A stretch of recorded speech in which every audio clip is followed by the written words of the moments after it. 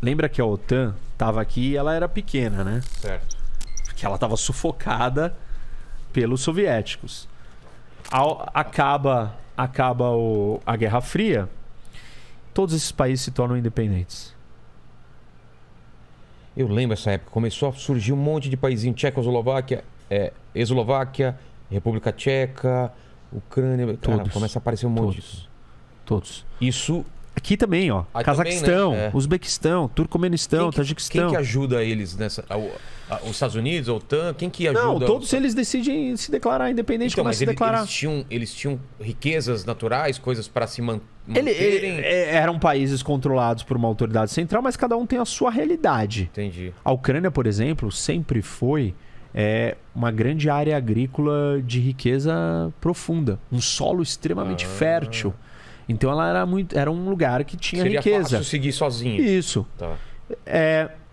A minha pergunta é isso, se eles não eram tão dependentes da Rússia... Não, eles eram dependentes porque eles estavam fechados, dominados, mas assim, eles tinham que se reinventar. Entendi. Se recriar. Alguns deles conseguiram, outros até hoje não conseguiram. Tipo... Todos os países aqui, Kirguistão, Tajiquistão, são muito, muito pobres. Turcomenistão ainda tem muito mais petróleo, tal. Cazaquistão é muito grande, também tem petróleo. Azerbaijão tem petróleo, é isso que sobrevive. Agora a Geórgia tem problemas, é pobre. A Armênia tem uma situação difícil, Bielorrússia também. Então esses dependem muito da Rússia, e por isso que a Rússia tem influência sobre eles até hoje. E vai continuar tendo. Desses daqui, muitos começaram a se juntar com a Europa. Com o quê? Com a União Europeia. E outros começaram a se juntar também com a OTAN. E isso começou a deixar a Rússia incomodada. Porque o que era antes um território dela, virou para o outro lado e virou para a aliança militar do outro lado. Então você supostamente está colocando tropas na minha fronteira. Tá cada vez chegando mais perto de mim. E como toda essa terra aqui é plana, lembra que eu falei? Lembro. Aí se você tiver tropas aqui na Ucrânia, está dentro da Rússia. É essa a preocupação. E aí a Rússia se sente muito incomodada e começa a querer revisitar esse assunto. E fala, não, peraí, não pode ter essa expansão da OTAN, não pode ter expansão da União Europeia, eu não quero isso. Mas quando que isso começa? No fim da Guerra Fria, no fim do colapso do Império Soviético, você já começa com as adesões e o crescimento da União Europeia. Então, de 91 em diante, ao longo dos anos, você vai tendo... Mas aí você tem uma Rússia fraca, quieta, não podendo fazer nada. Não. Quando que ela começa a ter força suficiente para começar a falar, peraí, agora... Olha, eu diria que o grande e o primeiro movimento é em 2008. Quando a Rússia invade a Geórgia. Entendi. E invade a Geórgia por quê? Porque se diz ou se cogita que os próximos dois países a entrarem na OTAN vai ser a Ucrânia e a Geórgia.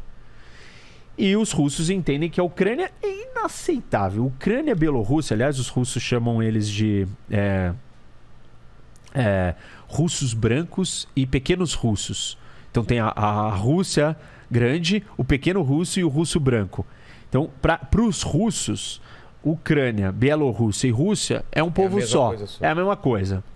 E daqui a pouco eu falo da história antiga, né, desse povo para a gente entender. Então, assim, o Putin quer recriar aquele espaço todo que ele dominava. Tanto que ele fala que a maior tragédia do século XXI, a maior tragédia geopolítica do século XXI é o fim da União Soviética.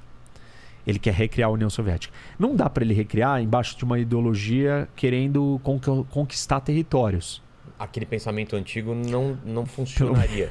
Pelo menos até ontem não funcionaria. Porque então, hoje vai funcionar provavelmente na base da simples e pura força bruta. Nossa.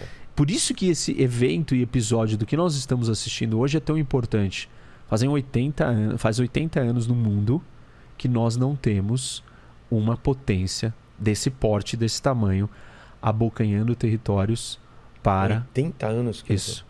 Com mudança de fronteira de uma grande potência, uma potência, a maior potência nuclear, virar e falar assim, eu não gosto que aquele território não seja meu. Eu quero ele para mim.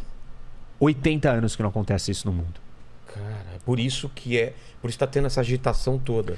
Porque isso é muito grave. Esse episódio é uma mudança de paradigma.